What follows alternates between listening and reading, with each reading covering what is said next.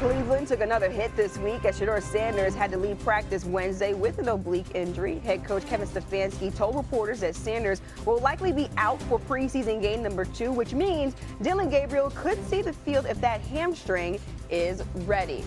Back with us is our senior NFL writer, Jeremy Fowler, and NFL analyst, Mina Kimes. And Jeremy, Shedeur hasn't officially been ruled out for preseason game number 2. However, what's the latest on his status? Well, I'm told he's still highly unlikely, so not looking good for Sanders in preseason game number 2. That sets the stage for Dillon Gabriel. The Browns' original plan was to play both quarterbacks extensive snaps in back-to-back preseason games. That was Sanders last week. It's now Gabriel's turn, but that hamstring has been tricky. He's been monitoring it over the last 48 hours, trying to make sure he can get on the field and evade the pass rushers. So if he can get that chance, he's going to play a lot because it's just him and Tyler Huntley, Snoop Huntley. Kenny Pickett will be out this week. That sets the stage next week for Joe Flacco, who appears to be the favorite to get the start. But right now, it's all about the rookie Gabriel to see if he can get himself healthy enough to play. Okay, so for those of you that are new here, you just heard a lot of names when we're talking about the Browns quarterbacks. Yeah. So, Mina, now I go to you. Keeping 4 quarterbacks on the roster, of course, that's almost unheard of. We've talked about it plenty, but what do you make of the way the Browns have managed this situation so far? Well, I think all of the injuries have obviously been unexpected, so they haven't had any choice but to sign Huntley and give, Sanders to start week 1. Now Gabriel, that's more about health, I think, than any deliberate plan.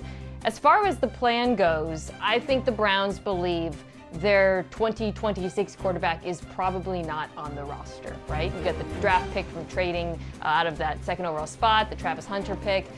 So this year, you take a lot of shots on goal. It's what they did, not at great cost, trading for Pickett, drafting Gabriel and Sanders later in the draft. And you see if any of it works out. Joe Flacco is your veteran. He's going to start week 1. More likely than not, one, if not more, of these young quarterbacks will get chances during the regular season.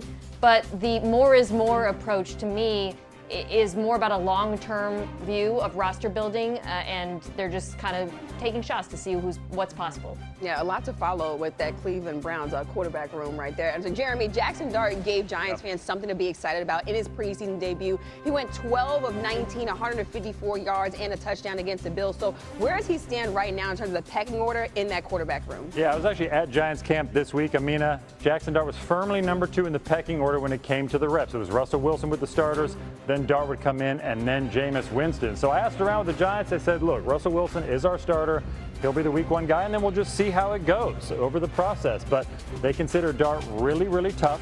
They consider him a fast learner and highly motivated. All those variables should put him on the field eventually. It just really depends on which week or whether Wilson can sort of stave him off. And meanwhile, Jameis Winston, the first passing snap he had when I was there, threw a 50-yard bomb, completed it. Like, sometimes he looks like the best quarterback out of the 3, so maybe he will play eventually as well. Like, it feels like anything's possible still a little bit in New York. Not the Giants with the multitude of quarterbacks. Right? Excuse me. I feel a theme here, yeah. Right? Like, my goodness. Mina, what more does Jackson Dart, though, need to do to show this preseason how he could maybe make his way onto the field for the Giants earlier than planned? Yeah, I thought Dart's first performance was really encouraging. Obviously, the touchdown that's been going around.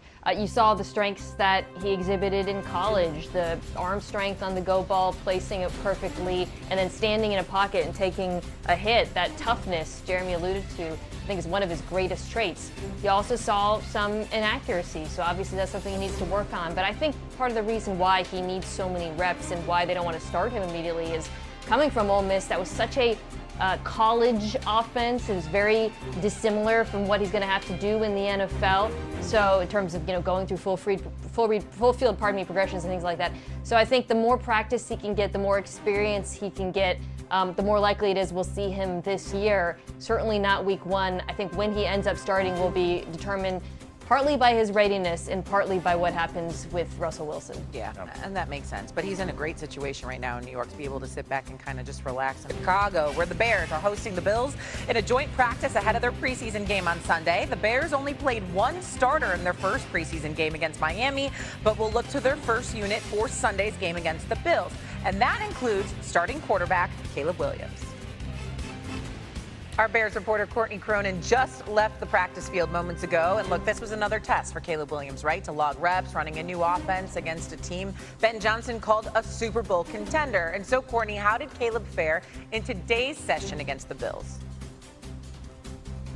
Shay, it was a mixed bag, and I feel like a broken record saying that. I've said that all throughout training camp, but there was some good moments, and there were some not so good moments. So why don't we start with the positives? The Caleb Williams and Rome Odunze connection continuing to come alive, particularly in a red zone drill where 18 found number 15 for back-to-back touchdowns. And now the not so good, as this team is trying to find its left tackle. The false starts continue to happen up front during a move the ball drill at the end of practice. First team offense for the Bears against the first team defense for the Buffalo Bills. There were multiple false starts. They had to replace Theo Benedette, who was starting at left tackle, with Braxton Jones about halfway through. And then they finally got into a rhythm when Williams found Olamide Zaccheaus for a 45-yard catch and run touchdown. But after that, 2 sacks given up. So a lot to work on as the Bears sort things out up front and as they sort things out on offense going into their second preseason game, where we will see the starters to be determined how much Caleb Williams and company will play. Okay, I'm going to just hang on the positive there, the starting to get into a rhythm. That's the positive part of this. I know Ben Johnson said there's a lot more going on mentally for Williams as he executes this offense than there ever has been during his football career. Now, you mentioned that O-line and how the starting job for the left tackle is kind of up for grabs. What can you tell me about that ongoing battle to determine who's going to protect Caleb Williams' blindside? You know that phrase, once is by chance, second time something happens is a coincidence, the third time it happens is a pattern?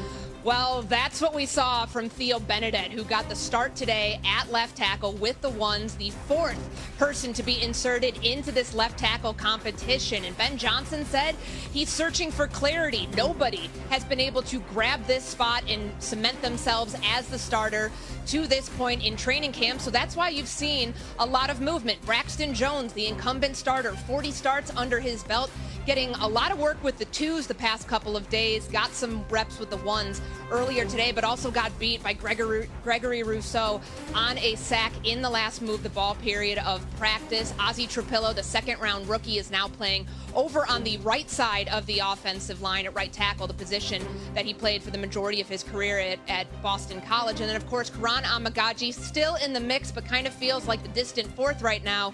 You know what they say, if you have 4 left tackles, do you actually have 1? That is what the Bears are going to try to figure out here over the course of the next 2 weeks. Is that what they say? Here's what I know. The Bears acquired 7 new offensive linemen this offseason. Who's going to fit where? I guess we will wait and see. Courtney Cronin, thank you so much.